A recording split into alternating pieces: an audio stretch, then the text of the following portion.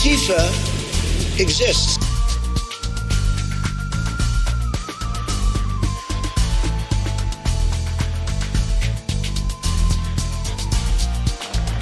Dumb people, liberal people.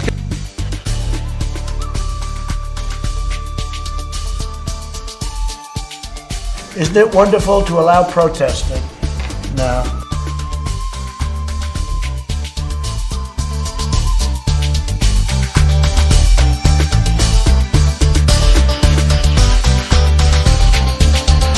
You're dying. That's true.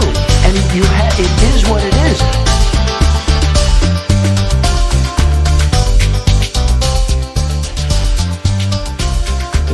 Good news is, for me, I'm here. The bad news for you is, I'm coming back. I'm coming back. I don't wear masks like him. Every time you see him, he's got a mask. He could be speaking 200 feet away from it. He shows up with the biggest mask I've ever seen.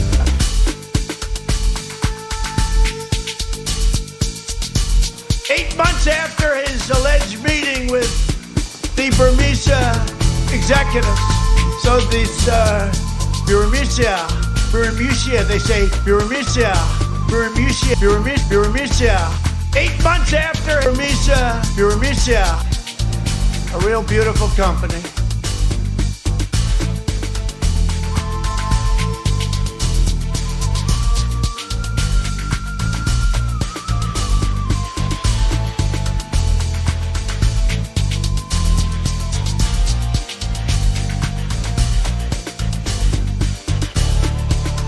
Antifa exists.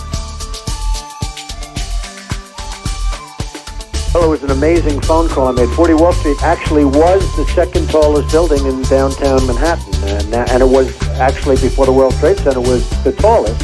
And then when they built the World Trade Center, it became known as the second tallest, and now it's the tallest. And I just spoke to my people. Retweet. That was an opinion of somebody, and that was a retweet. I'll put it out there. People can decide for themselves. I don't take a position. You're not like some Retweet. That was an opinion of somebody, and that was a retweet. I'll put it. He was not a loser. He was a patriot, and the people left behind there were heroes. Really? And I resent. Are you talking like about hell. Hunter? Are you talking about Hunter? I'm talking about my son, Bo Biden. You're talking about. I don't know Bo. I know Hunter. Yeah, Hunter you know got Bo. thrown. Hunter got thrown out of the military. He was thrown out, dishonorably discharged. That's not true. He for wasn't dishonorably. cocaine use, and he didn't have a job until you became vice president. Hello? Hello? Is this thing on? Hello? I think it's on. Hello, users, and welcome to another episodic installation of Above It All. This is episode 1001. This is for the morning of October 19th. I've got bedhead today. I have not brushed my hair. I think it makes me look like a renegade. I think it makes me look rugged, like I'm bringing it through the mud to tell you the truth. I'm speaking truth to a YouTube audience of probably 6 people, and as a result, I have gone through hell, and I am here to tell the tales of living in my house during a quarantined pandemic situation. So, we are here, everybody. This is Above It All. Hello, Bob. Hello, Skeletino. Hello, WT Serves. Hello, Kathleen M. And also hello, Skeletino again. Because I forgot that I said you a first time and I started speaking before I realized it, so I had to give you that second hello. But no one else gets a second hello, unfortunately. I can only give one per ep, and that's all that I'm allowed to do. So I would like to request everyone to share the stream. You know, like that's a thing. You can do that. I'll let you. It's allowed. What you can do is you can, at the address bar, just at the top of your browser, copy and paste whatever that is in there and throw it somewhere. Send it to your grandma. Say, hey, grandma, check this out. Right? Like, no context. Make it look like it's an automated thing. Like, hey, grandma, check out this live stream, right? just do that. Go ahead and share the broadcast. I know, it's embarrassing. You don't want your friends to know what you like. You don't want to share your hobbies or interests, right? You want to be friends with people whom you don't share any common things with because you don't want to be embarrassed. You don't want your friend to watch this and then I say something ridiculous, right? And then like your friend like tells you like in private in a Discord's like server, it's like, you watch this person? Like what? And then they're gonna think less of you. I know. You're putting your credibility on the line by sharing this live stream. Trust me, I understand it. But you gotta share the live stream nonetheless. That is required. And I'm going to be instituting a new policy. If you do not share this live stream within 30 minutes of being here, you are permanently banned. That's correct. I am instituting this policy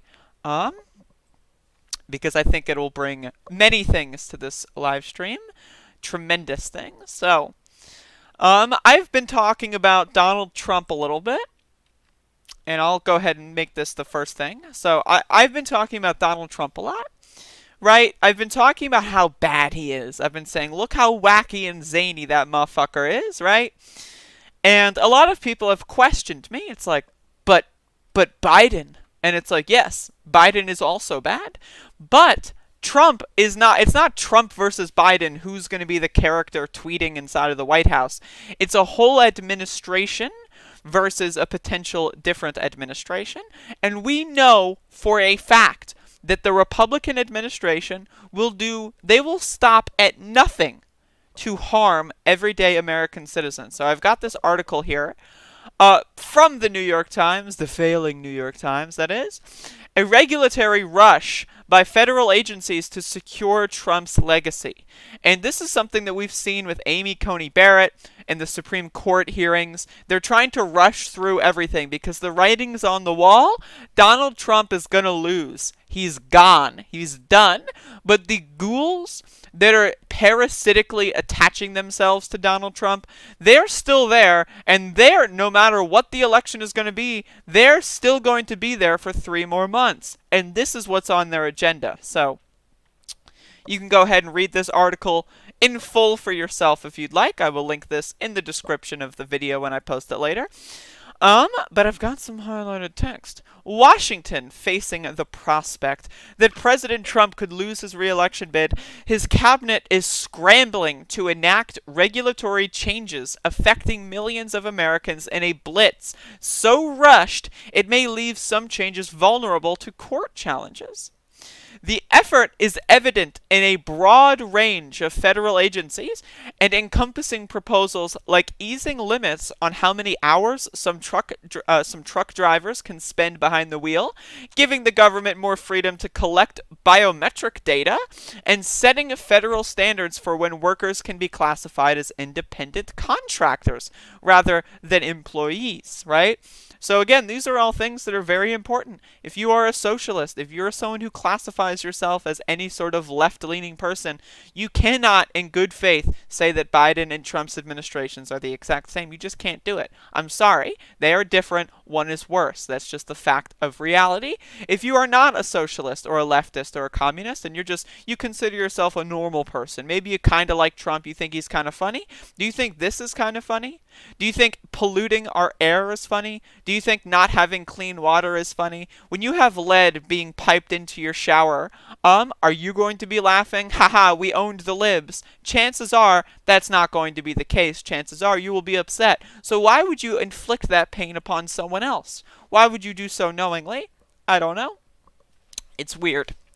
It's weird. In the bid to lock up new rules before January 20th, Mr. Trump's team is limiting or sidestepping requirements for public comment on some of the changes and swatting aside critics who say the administration has failed to carry out sufficiently rigorous analysis. Some cases, like a new rule to allow railroads to move highly flammable liquefied natural gas on freight trains, have led to warnings of public safety threats. Every administration pushes to complete as much of its agenda as possible when a president's term is coming to an end, seeking not just to secure its own legacy, but also to tie the hands of any successor who tries to undo its work. This is something I've been predicting for a while now. If Donald Trump loses and there is a transfer of power, if he does not try to steal the election, or if he tries and fails to steal the election, either way, 3 months with an unhinged lunatic being able and being willing to do whatever it takes to destroy the American people and the American way of life just to make themselves a few more bucks before they leave office, right? And let's be honest, Biden is probably just going to turn the page. He's probably not going to prosecute the criminal president. He's probably not going to prosecute the criminal cabinet. He's going to turn the page. He's made that already pretty clear, because honestly, if Biden were running on lock him up, that would actually be very effective as a strategy, I think. But liberals, God, liberals are bad at this, right? They're so bad at this. But as Mr. Trump completes 4 years marked by an extensive deregulatory push, the administration's accelerated effort to put a further stamp on federal rules is drawing questions, even from some former top officials who served under Republican presidents. I'm going to skip that because I don't care what they have to say. If Democrats take control of Congress, they will have the power to reconsider some of these last-minute regulations through a law last used at the start of Mr. Trump's tenure by Republicans to repeal certain rules enacted at the end of the Obama administration, right? Now, again, here's the thing. Democrats, they're not great, but they have based their entire opposition of, like, the last, 2-3 years on Trump bad. So them going through and doing what they can to get rid of a lot of these last-minute rule changes, that seems like very, very low-hanging fruit for Democrats to do. And this is another thing. I'm predicting that Democrats will have a trifecta at the at the end of this year. I think that, well, I guess at the start of next year, whatever. I think that they will have the Senate, the House, and the presidency. That is my prediction, assuming mail-in ballots aren't, discarded via, legal cases and all that stuff. Assuming we have, a remotely democratic election, I think that Democrats, capital D Democrats, will be usurping power in all 3 chambers of Congress. Now, again, we have to deal with things like the filibuster and stuff, but I don't know, man. The roadmap to a socialist future definitely, I think, requires the Democratic Party, whether it be us taking it over or us facilitating its demise. Whatever, those are both reasonable. Actually, I skipped a little bit. Yes, but the Trump administration is also working to fill key vacancies on scientific advisory boards with members who will hold their seats far into the next presidential term. Committees that play an important role in shaping federal rulemaking. Again, this is the same thing as putting someone who doesn't believe in the EPA as secretary of the EPA. It's the same thing. Someone who doesn't believe in climate change on a climate change advisory board, it's the same thing. Someone who doesn't believe that black people have the same rights as white people being a judge on cases of race discrimination, it's the same thing, right? The Trump administration has permanently altered the entire system of government in the United States. And that is why I don't believe in the United States. I'm an anarchist. I would love to dissolve the United States, but I would love to do so in a way that does not involve a bloody revolution that kills millions of people, right? But if the United States is entire, just all their institutions are able to be corrupted by one 4-term presidency or 4-year presidency, I don't know, man. There's an argument to be made that we need to either strengthen the hell out of these institutions or we need to get rid of them and start over. And that's my opinion on that. Few of the planned shifts have drawn more scrutiny and criticism than a Labor Department proposal to set federal standards for defining when a worker is an independent contractor or an employee, a step that could affect millions of workers.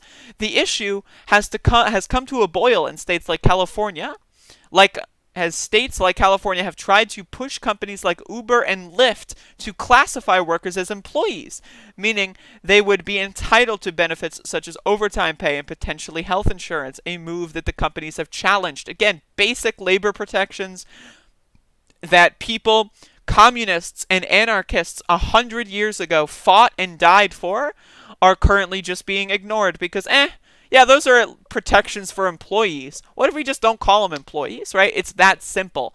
All these institutions that we've fought and died to kind of like make slightly better, right? They can just be subverted just like that. Now, again, if Trump wins a second term or cheats a second term, that is going to, I think, spell the end of a lot of different things, right? And the suffering for millions of people. But again, we need to understand that these institutions are fragile. They are not powerful. They are not almighty. That is key to understanding what the future of this country has to offer. And this is why I think we should make sure that Donald Trump is a one-term president. The Homeland Security Department is also moving, again, with an unusually short 30-day comment period to adopt a rule that will allow it to collect much more extensive biometric data from individuals applying for citizenship, including voice, iris, and facial recognition scans, instead of just the traditional fingerprint scan. The measure, which the agency said was needed to curb fraud, right, of course. You know, we have to do all this bullshit to protect us from terror, right? It's just, I don't know, man. It's ridiculous. Would allow it for the first time to collect DNA or DNA test results to verify a relationship between an application for citizenship and someone already in the United States. Again, if you think that this is going to be used for anything that's not nefarious collection purposes, you are delusional. A third proposed new Homeland Security rule would require sponsors of immigrants to do more to prove that they have financial means to support the individual they are backing, including 3 years' worth of credit reports, credit scores, income tax returns, and bank records. Anyone who accepted welfare benefits during the previous 3 years would be unable to sponsor an immigrant unless a second person agrees to do so. In a situation, right, where you've got millions, like 70 million people that have newly, not that were already on the rolls, but have newly filed for unemployment, this is supposed to curb immigration. If you've got a significant population, right, that, oh, oops, lost your job during a pandemic, now I can't have an immigrant, come into the country for 3 years? Because the government failed to protect its people? And caused a widespread lethal pathogen to kill 200,000 people and for millions of people to lose their jobs? Now the government is saying, nope, sorry, you're a bad person. You're too, risque. You can't be responsible enough to sponsor an immigrant. It's ridiculous. But this is what the Trump administration is doing. The Environmental Protection Agency, which since the start of the Trump administration has been moving at a high speed to rewrite federal regulations, is expected to complete work in the weeks that remain in Mr. Trump's term on 2 of the nation's most important air pollution rules, standards that regulate particulates and ozone that is formed based on emissions from power plants, car exhaust, and other sources.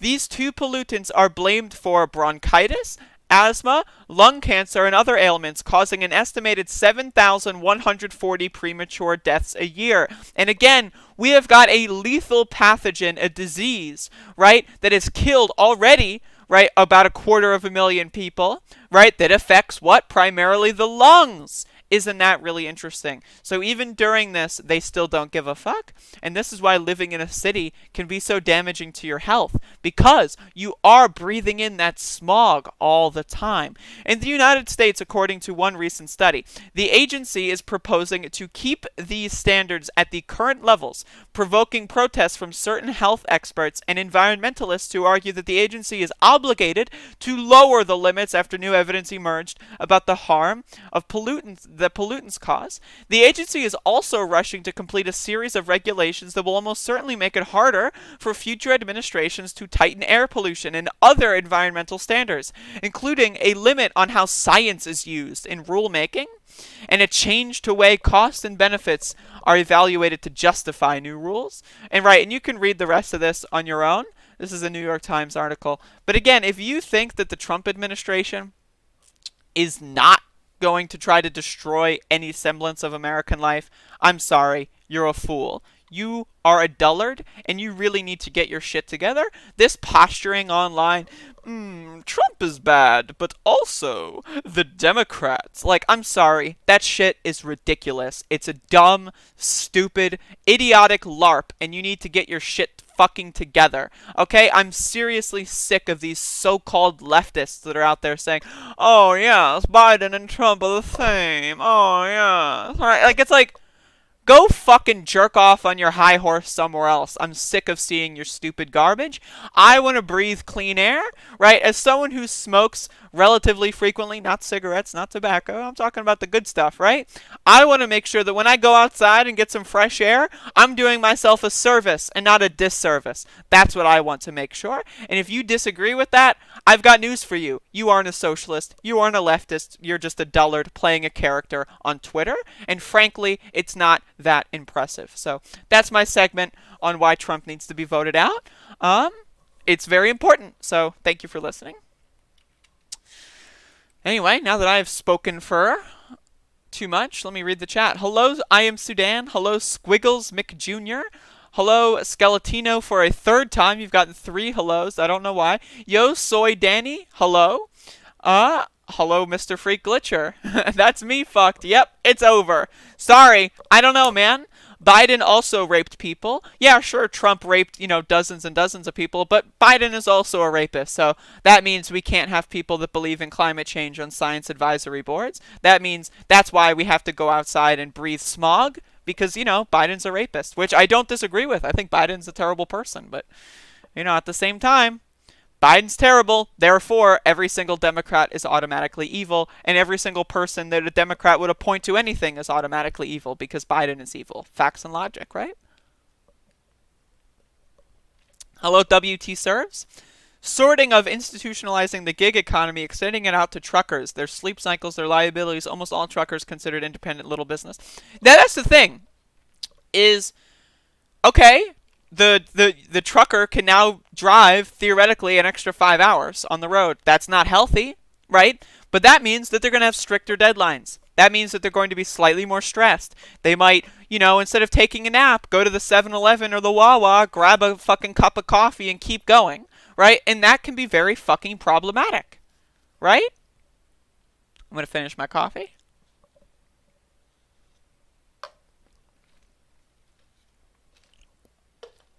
And now I'm going to take some water.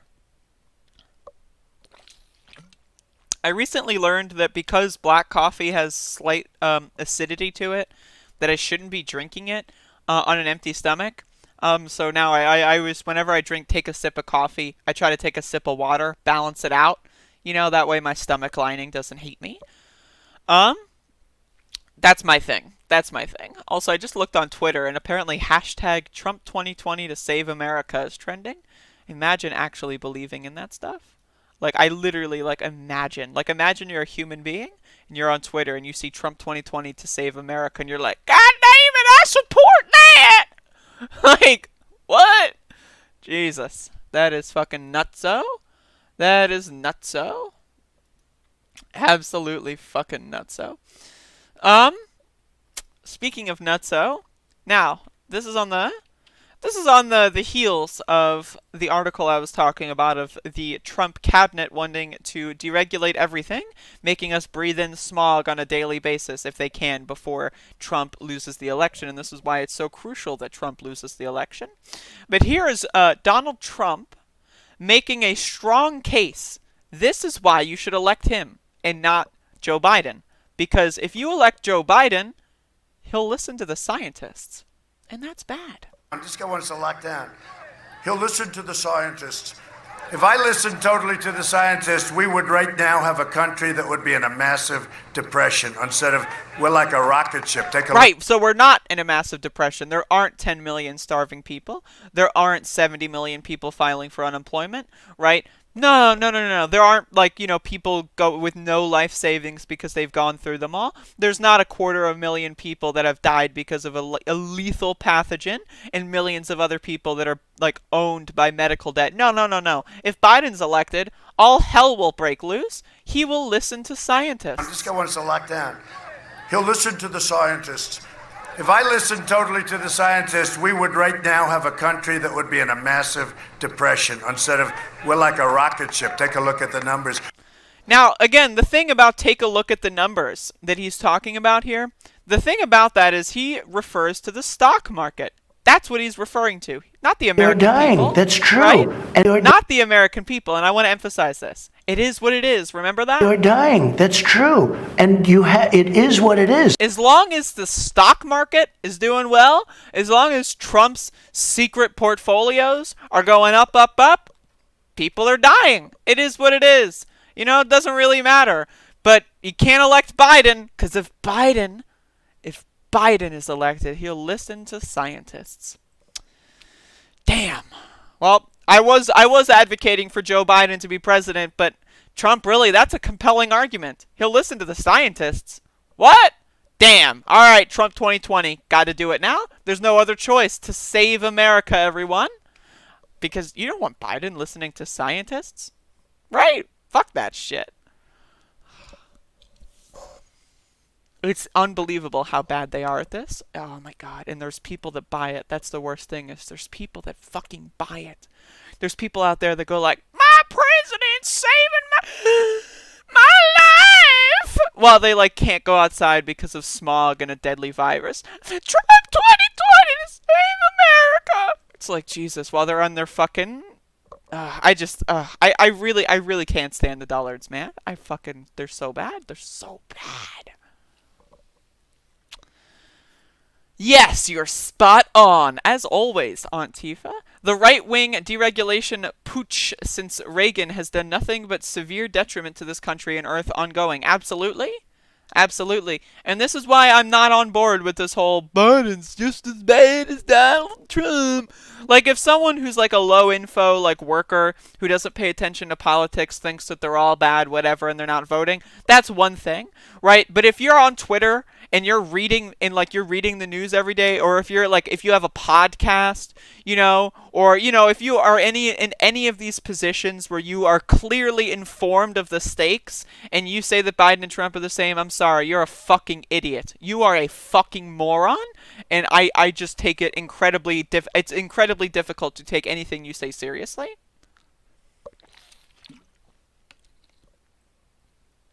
Apparently a poll came out, Biden plus 18. Thank you, Mr. Freak, for the update.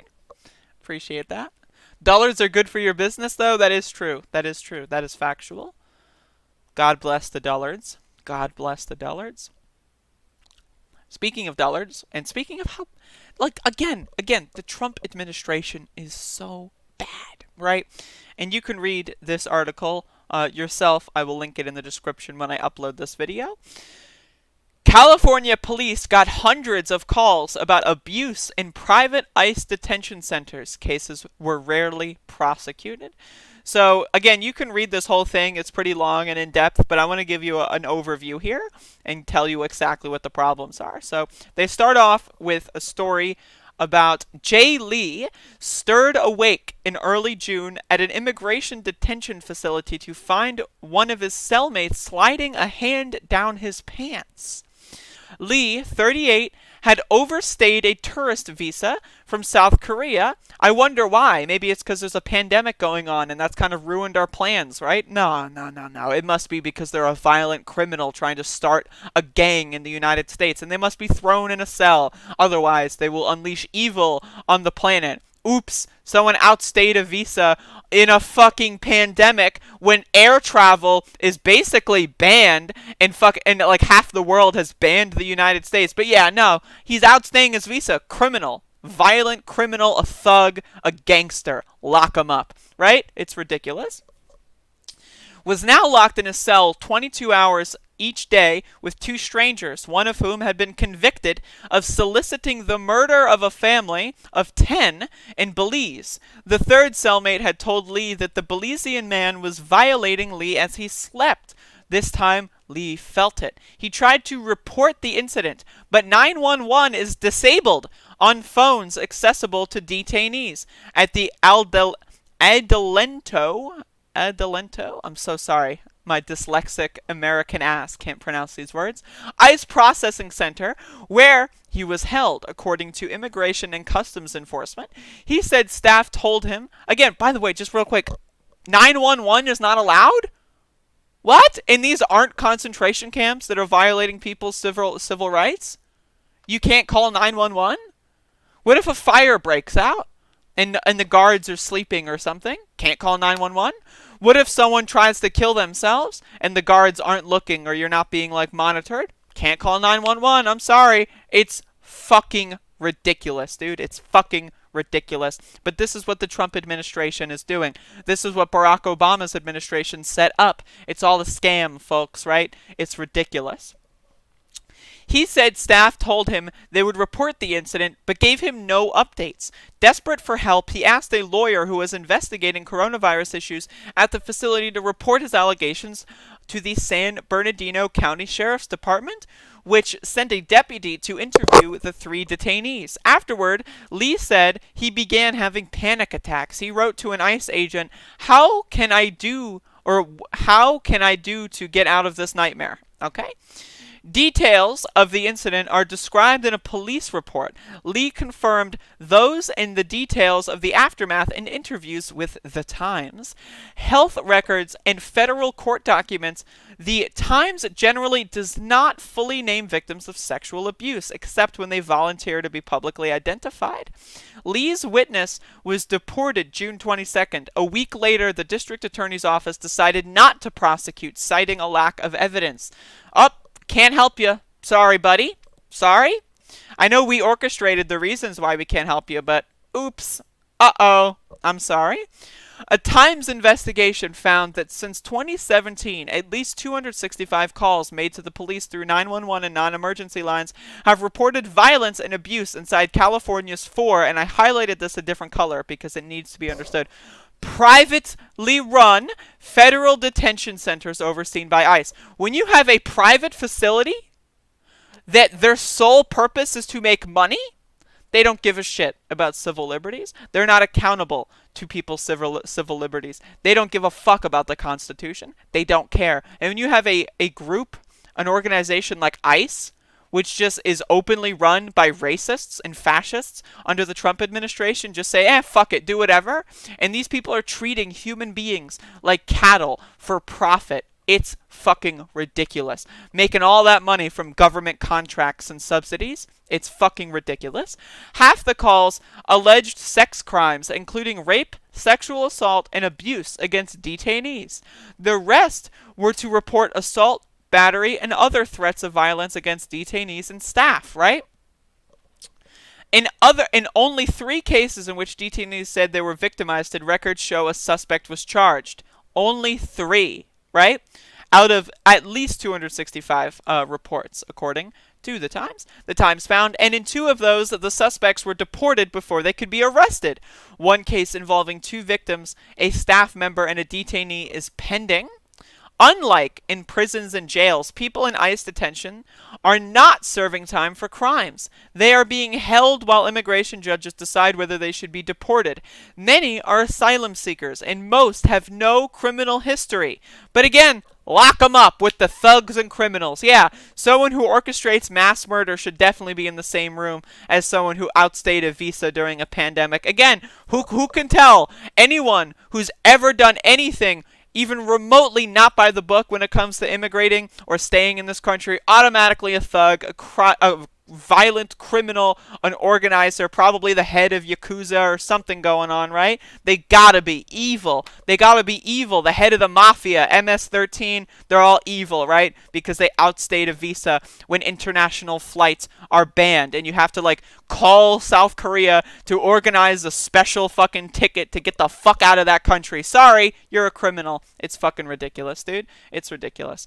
What emerged is a picture of a system in which violence can be perpetrated perpetrated against detainees with impunity, both by other detainees and facility staff. Detainees were banned from calling 911, according to ICE, and forced to rely on others to report allegations on their behalf. Some private detention centers brokered agreements with law enforcement agencies that dictated which crimes officers would respond to.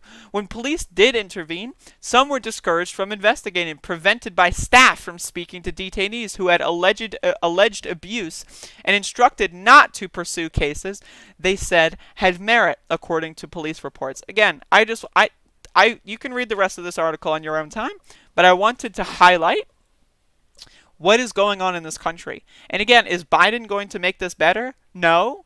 He's probably not going to fix this situation, but what he's not going to do is make it worse. What he's not going to do is install fascist morons who hate non-white people to be in positions of power, like Stephen Miller, for example, who has dictated a lot of ICE's policy over the last couple of years. That stuff is ridiculous, and it needs to be roundly condemned. And that is why this election is so important, but it's also not the end-all be-all. We need to organize our communities. We need to make sure that these people, they can't call the cops. The cops aren't there to help them. The cops aren't their friends. We need to organize a way that these people can call someone who can actually help them, like lawyer communities, organizations of activist lawyers, for example, right? Like maybe the ACLU should be involved, any of these organizations, right?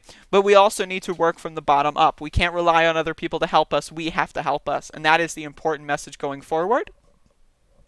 I'm sorry, I'm a little gaseous for some reason. But that's just the way it is. I'm so sorry. Silver Kindle says, have you seen the news? What is the news?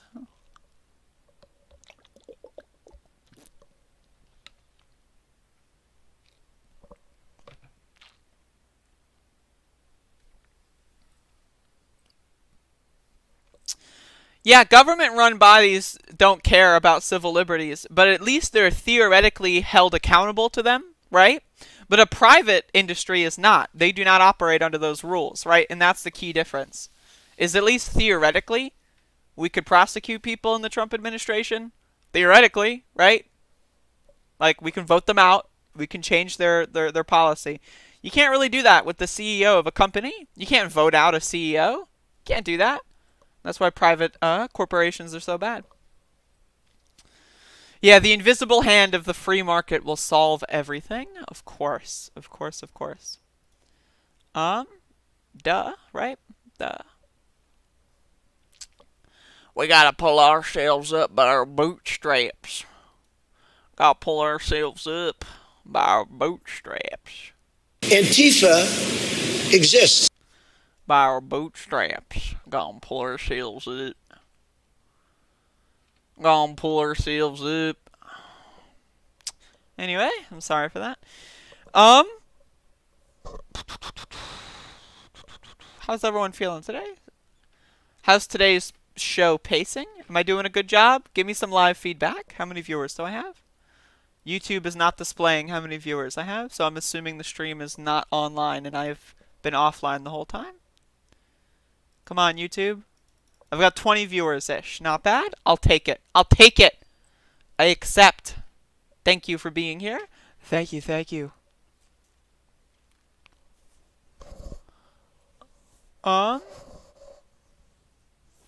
Thank you, thank you. So I discovered something called Google Keep. Recently, apparently this is a thing that exists. It's like a little sticky note thing. And, it's pretty cool. So if you don't know what Google Keep is, if you've never heard of it, look it up. It's neat. Never heard of that shit before. Apparently it's been around for a while. But, okay. I'm talking to myself. That's likely. I wouldn't be surprised by that. Google Creep? Yes. Yes. Google Creep. So I want to talk about the coronavirus here. And a lot of people, I know there's a lot of Trump people that just think, oh, coronavirus doesn't exist, right? Whatever. Like, just ignore them. They're probably going to watch this video, comment in the, scroll down. They're there, right? You're going to see them. Coronavirus, 99% survive. They're all dumb as hell. But let's actually talk about numbers. Let's talk about science. Let's talk about data. And I've got an article here This is barely an article. This is just a study. The color of coronavirus, COVID-19's deaths by race and ethnicity in the United States. And this is last updated October 15th, so a couple days ago.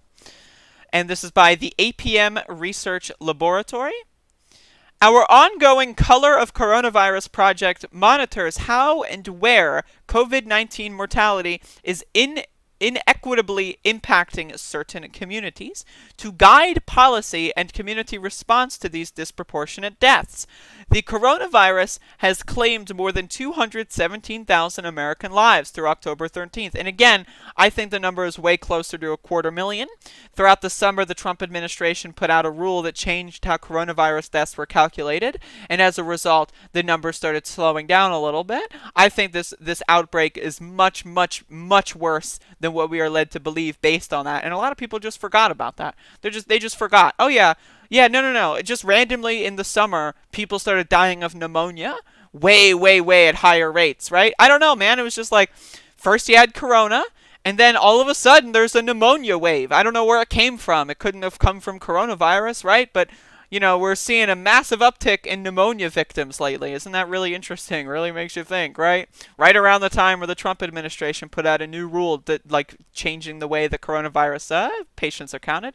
Really interesting. Definitely makes you think. About 22,000 more than our last update 4 weeks ago, averaging nearly 800 deaths per day. We know the race and ethnicity for 97% of the cumulative deaths in the United States. And you can, again, I highly recommend checking out this whole thing on your own. But let's look at this. We can see a graph over time showing that it's pretty consistently affecting certain communities more so than others, right? Maybe at the very start of these things were slightly different. But as we can see, right, black people overwhelmingly, disproportionately affected by coronavirus.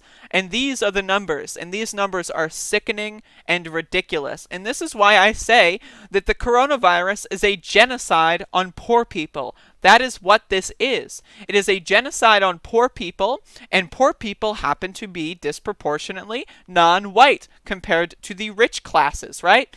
This is a way to get rid of those that they deem undesirable. You really think that if white people were disproportionately to all the other races and populations affected by coronavirus that the Trump administration would have acted exactly the same? No, of course not. They know the numbers, they're aware of the numbers, and this is why they choose to do nothing about them. The president is out there saying coronavirus is I was in the hospital for a day. Sure, I had socialist healthcare, the best healthcare in the world, and I know that most people in America don't have health insurance, but that's okay, because America has beaten the virus. Don't let the virus dominate your life. Go fuck yourself, Donald.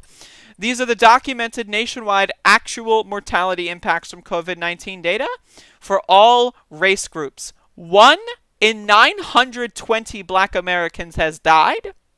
1 in 920.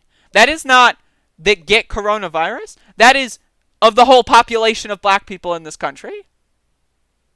Think about that. Think about that. What is going on here in this fucking hellhole that we're living in? What is going on? 1 in 1,110 indigenous Americans has died. Haven't they been through enough? Haven't these people been through enough historically? Really? But again, this is why the government doesn't give a fuck. This is why. 1 in 1,360 Latino Americans has died. 1 in 1,450 Pacific Islander Americans has died. 1 in 1,840 white Americans has died. 1 in 2,200 Asian Americans has died. Again, all of these numbers are staggering, but the difference when it comes to race breakdowns and other populations is absurd. It is obscene. And this is the key reason why the government is doing nothing for you, because their plan is working. Yeah, sure, right?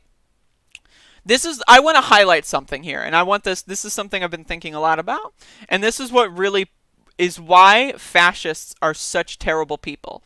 Now, a couple days ago, I had this debate with a fascist, And near the end of the debate, I asked them how many people they agree with they're willing to kill just to kill all the gay people. And they said that they're willing to kill somewhere around 4% of their own people just to justify the ability to kill 100% of gay people, right? This is their ideology. They don't give a shit, right? This is, like, again, you need to understand this. They don't give a shit how many of their own die. As long as they themselves are okay and their personal circle is okay, everything else doesn't matter, right? If they can destroy, right, the non-white communities to the point that they are, yeah, sure, some white communities are going to be decimated. Fuck them. I don't care. They're not in my friend groups. They're not on my Facebook page. They're not on my speed dial. They're not on my email chains. Fuck them. I don't give a shit. As long as everyone else is dying, that's fine. The white people can die. They're like sacrificial pawns. And that is this ideology of fascism that we are seeing in this country.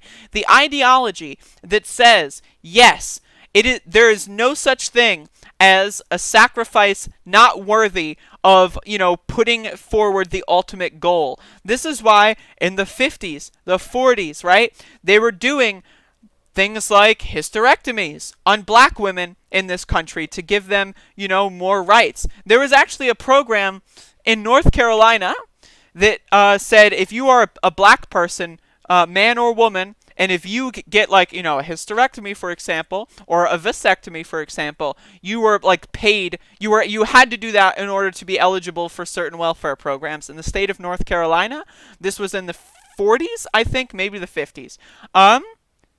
What? Right, but this is the through line of this country, of making sure that, yeah, we're going to kill some white people in the process. But as long as number one are the non-whites, it's okay. This is why this country is so terrible. And this is not like a Trump thing. Trump is exacerbating this, yes. But this has been part of our country's DNA since its inception. George Washington, when he was giving his inaugural address, was wearing the teeth that he stole from his slaves. That echoes throughout the entire history and present history of the United States of America, and it must be understood.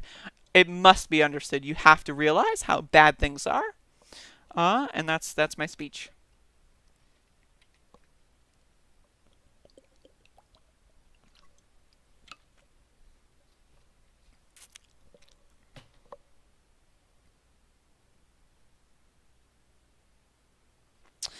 Yeah, Mr. Freak Glitcher, if you extrapolate out the excess mortality rates, again, we've had this huge, a bunch of random people in like June or July just started getting pneumonia. I wonder what happened there, right? Like, they think we're dumb, but they rely on people just not caring. They rely on people just not reading the news. They rely, like, yeah, sure, they changed the rules, and now there's all of a sudden a lot of people dying of pneumonia that weren't just yesterday, but we'll just hope that enough people don't read the news that we can get away with it. It's fucking ridiculous. It's fucking ridiculous, man. It's fucking ridiculous. I want to give like a hardcore. This is like just like a little fun segment. The protests in Portland have been ongoing. They haven't stopped. And there's a fun few clips here of a protest a couple days ago in Portland of someone driving around like a kid's like SUV toy as they are trying to document the protests. And it's just great, and I want you to watch this. This is the kind of stuff that I love to see.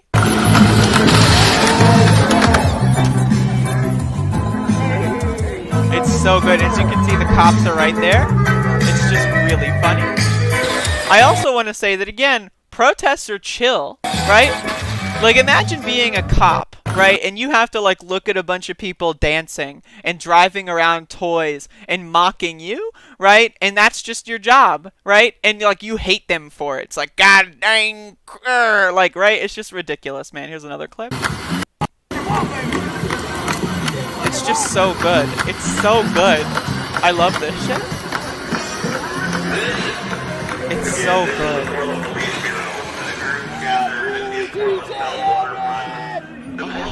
The Federal Protective Service is returning to the Immigration Customs Enforcement building Like, they're just chilling. They're just chilling. They're documenting what's going on. You love to see it. So shout outs to SUV fella. That is some good ass shit. Hey, you know, the right wing has been saying, don't stand in the roads. Roads are for cars.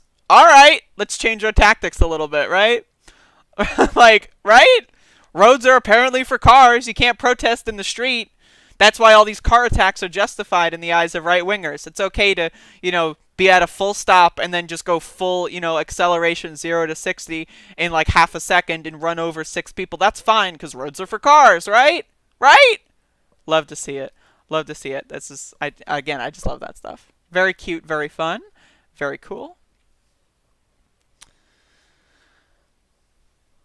Is that actually Tim Pool's Doomsday Prepper news van? I think so. I think so, actually. Stunned they didn't throw a spike strip across the road. Yeah, like in Grand Theft Auto. Hello, Maggle Sugama. Sugam. Welcome.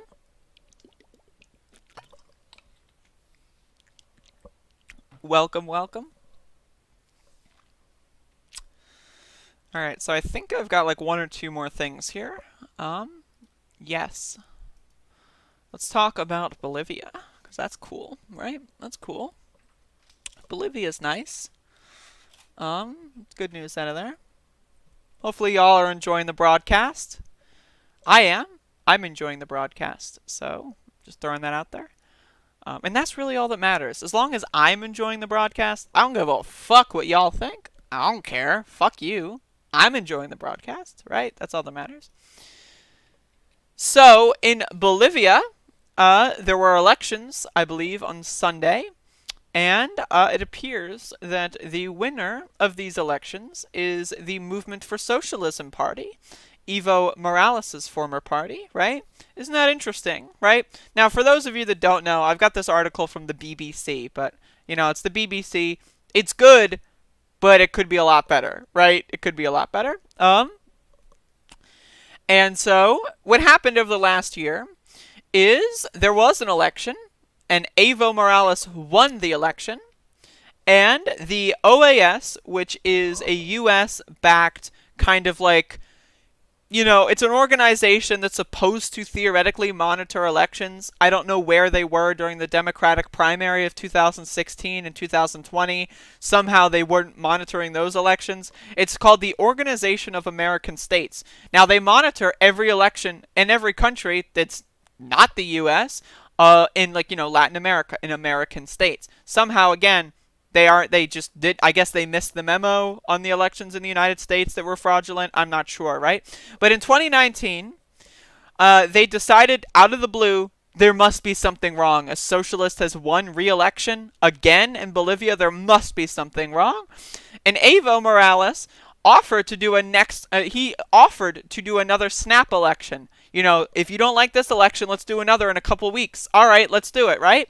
And instead, the OAS conspired with the military to push Evo Morales into exile in Mexico. So that's what happened last year. Again, you got this famous tweet of Elon Musk saying, "We will coup whoever we want. Deal with it." That's Elon Musk's contribution to the discourse. But there was an election. A lot of people did not think that they would do another election, and I think that they were trying to do an election. And this is the thing, is like, I think they were hoping for results that would give them more auspices to take more control over the country. But the Movement for Socialism Party has won election, and it's not Evo Morales, but I believe it is one of his former cabinet officials that has won. And this is Luis Arce. I'm not sure. Arce, maybe, perhaps. The polls indicate that Mr. Arce, or Arc, I'm so sorry. Please bear with me. Who is an ally of exiled former, this is of course from the BBC, of course, who is an ally of exiled former President Evo Morales, has won enough votes to stave off a second round. Mr. Arc has said he will form a government of national unity. There are deep divisions in Bolivia after last year's controversial election. That word is doing, controversial as a word is doing a lot of work, right? A lot of work in this article.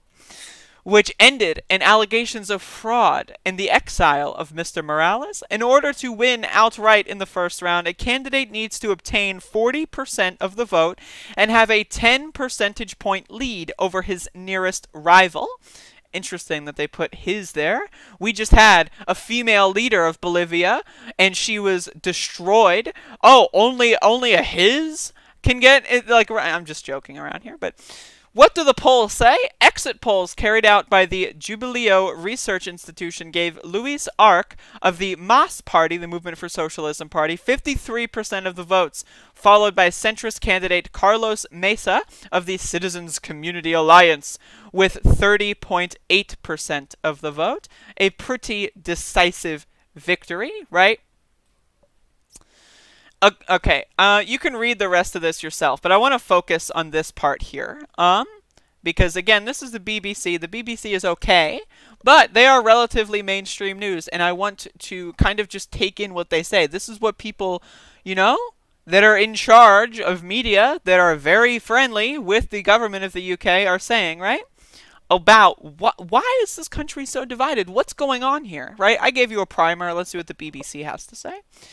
The divisions date back to 2016 when then-President Evo Morales held a referendum asking Bolivians whether the presidents should continue to be limited in a number of times they can run for office. The result was no to abolishing term limits, but Mr. Morales' party took the issue to the Constitutional Court, which annulled the result of the referendum and scrapped the term limits, thereby allowing him to run for president in last year's election. Now, you can agree or disagree with that. Personally, I think term limits are a decent idea, but at the same time, assuming we have free and fair elections, people should be able to decide if their leader is good. I don't know. It's an iffy subject. I'm not on either side of the aisle when it comes to term limits, but they did go through a court process, and the court did say a certain thing, and that's relevant, okay? He was officially declared the winner, but protests erupted when the vote count was halted for 24 hours, prompting allegations of vote rigging. The protests continued for weeks, and both the head of the army and of the police joined calls for Mr. Morales to step down. Isn't that really interesting? Yeah, the head of the military just phoned up, Evo. It's like, yo, bud, there's a lot going on right now. It's like, but you really, I know I'm the head of the military, and, I was just talking to the guy in charge of the police, right? And I know we're friends, we're cool. Like, you can still come to, you can still come to my daughter's birthday party and everything, but that's fine. But I'm going to have to ask you to step down. I know. I'm going to have, oh yeah, it was just like a phone call. They just asked them, yo, do me a favor, Evo, we're still cool, don't worry, but you're gonna, I'm just gonna nicely, that's not, what? I don't know, I thought that was a little bizarre. He resigned on the 10th of November and shortly afterwards left for Mexico, from where he later moved to Argentina. Miss Añez, a right-wing senator, stepped in as an interim leader. I believe her party was one that got less than 10% of the vote or something, so very interesting how that became a thing. But many supporters of Mr. Morales accused her of seizing power illegally and have described the aftermath of the election as a right-wing coup. At least that little nugget is in there. But again, this is how the BBC is reporting this stuff, and it's important to understand what mainstream press is saying. Who is Luis Arce? Arce? Whatever. While Luis Arce has been the favorite to win in the first round, it was not clear if he would win enough votes to avoid a runoff. Before running for president, Mr. Arce served as economy minister under then-President Morales. As minister, he oversaw the nationalization of Bolivia's mining, gas, and telecommunications industries, one of, again, the chief reasons why the U.S. would be interested in a coup of the state of Bolivia. Mr. Arce also helped to launch the Bank of the South, of a regional development fund for the infrastructure and social development projects. His main challenger, has been former President Carlos Mesa, who governed Bolivia between 2003 and 2005. His rule was marred by internal tensions about ownership of the country's vast gas resources. Before his career in politics, Mr. Mesa worked as a journalist and set up a television news production company, PAT, which he transformed into a national network. Very interesting. That would be like, I guess, maybe if like the CEO of Comcast was like, all right, I'm going in, right? Like something like that. What about Evo Morales? This is the first presidential election since 2002 in which Mr. Morales has not been on the ballot. Interesting trivia. The 60-year-old former leader of the Coca Growers Union still commands considerable support in Bolivia among its indigenous populations and unions. He has been supporting Mr. Arce from exile in Argentina. In late September, Mr. Morales said that if Mr. Arce won, he would return to the country the next day. Speaking on Sunday as exit polls indicated a win for his protege, Mr. Morales said that Mr. Arce would return our country to the path of economic growth. So we have some good news coming out of Bolivia. That's fun. That's awesome. And I'm not sure how to pronounce the soon-to-be new leader's last name, but I'm sure I will be corrected at some point. And I'm looking forward to that correction. So anyway, that's awesome. I'm sure that there's criticisms of these people, but again, you have to understand that if there is a right-wing U.S.-backed coup government in charge, literally I think anything is better than that. And fortunately for us, and for the people of Bolivia, they chose socialism once again, or at least the movement for socialism. And again, I'm not a Bolivia scholar. I don't know all the pitfalls of the MAS party, but they seem a lot better than the alternatives, so I'll take that. I'll take that. Yes.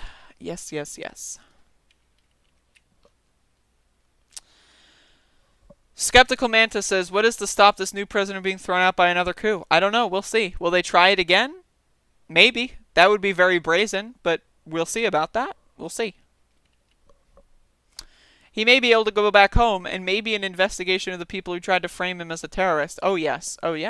The Inez party opposition is really fascist anti-indigenous, so it is definitely progress. Most indigenous Bolivians are strong MAS supporters, for obvious reasons.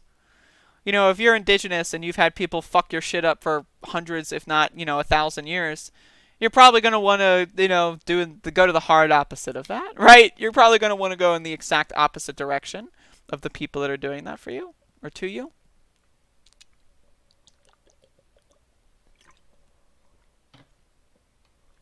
But yeah, that's today's show. Thank you for watching Above It All for the day of October 19th, 2020. And before you leave, I would like to do this once again.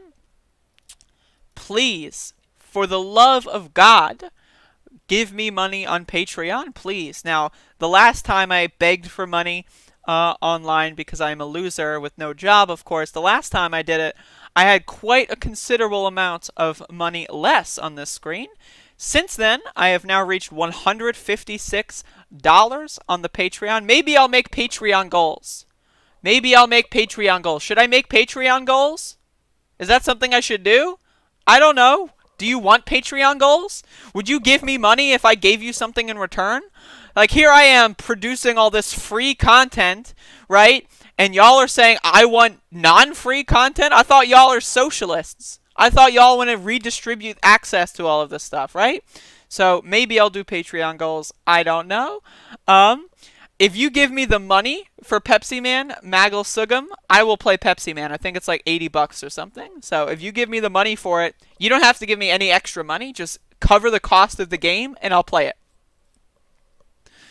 But yes, give me money on Patreon. This is of vital interest. This is required. You need to do this. Again, if you don't give me money on Patreon, what I'm going to do is, as soon as the election happens, what I'm going to do is I'm going to take all of my content and I'm going to make it all paywalled. No more Above It All videos, no more video game live streams. Everything will be on the Patreon paywall on November 4th. So get in now. And then, when that happens, I'm going to increase the cost of membership to $69. So if you want to get in now, right? If you want to get in now, that's the opportunity. And of course, I am totally serious when I say that.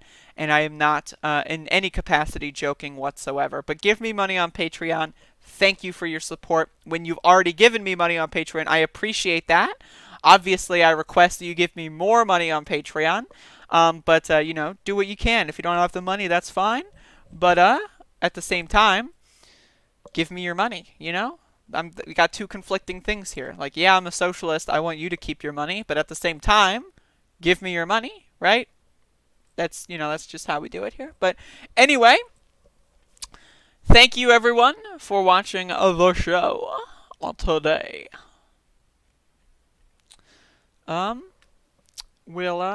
We'll see. I might make Patreon goals. I don't know. Okay, here's a question. If I were to do, like, if you were to give me money on Patreon, let's say if you're a $25 supporter. Now, I'm just throwing this out there, right? If you were to give me money on Patreon for a certain amount to cover costs, right? Would anyone want me to, like, mail them things? Like, I can draw, like, cute little things, or I can give you, like, a wee note, you know, and send it in the mail, maybe?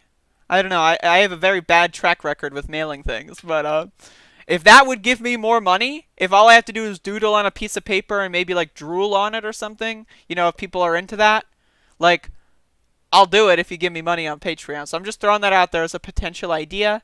Let me know how you feel about that. But yeah, if you want that, please let me know. Yes. Hey, Felipe. The MAS party won in Bolivia. Yes, I actually just covered that. Great news.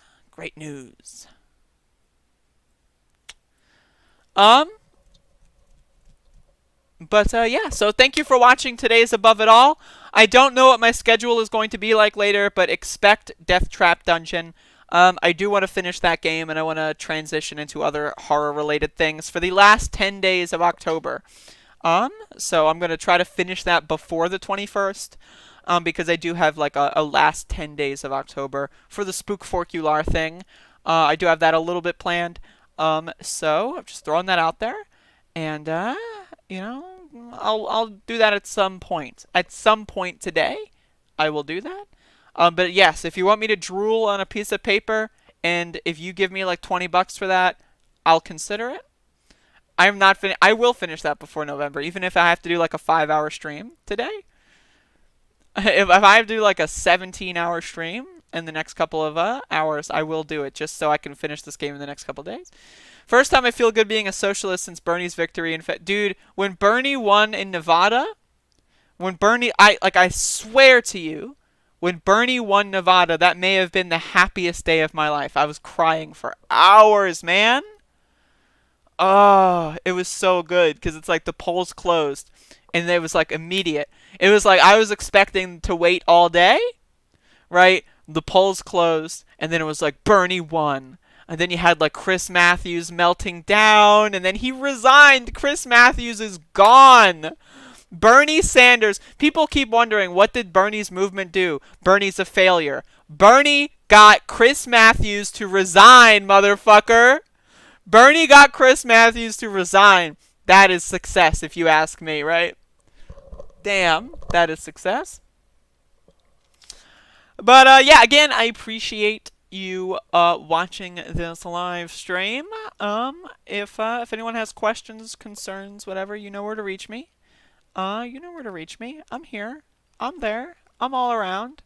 And I'll see you later. Thank you for watching, etc. And then also, etc. And then also, etc. I'm just, I'm setting up the little musical outro here, so I'm just like being awkward on camera, but I'm now no longer on camera, so that's okay. And I will now do my outro thing that is totally funny and definitely cool. So thank you. Okay, I'm turning.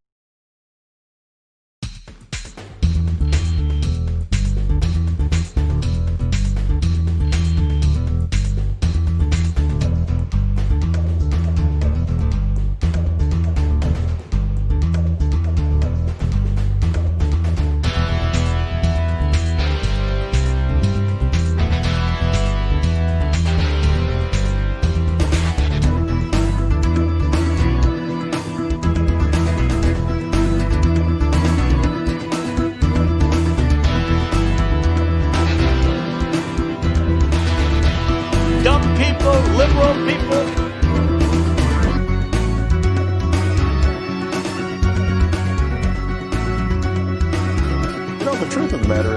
looks at some of my policies, in a lot of ways, Richard Nixon was more liberal than I was.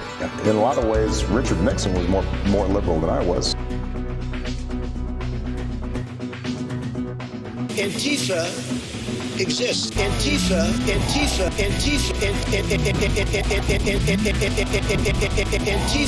exists. So stupid. So stupid. Thank you.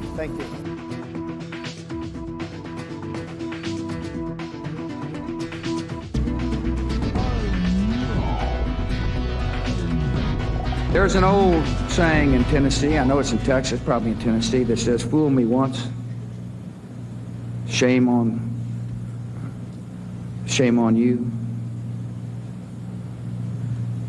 If fool me, we can't get fooled again.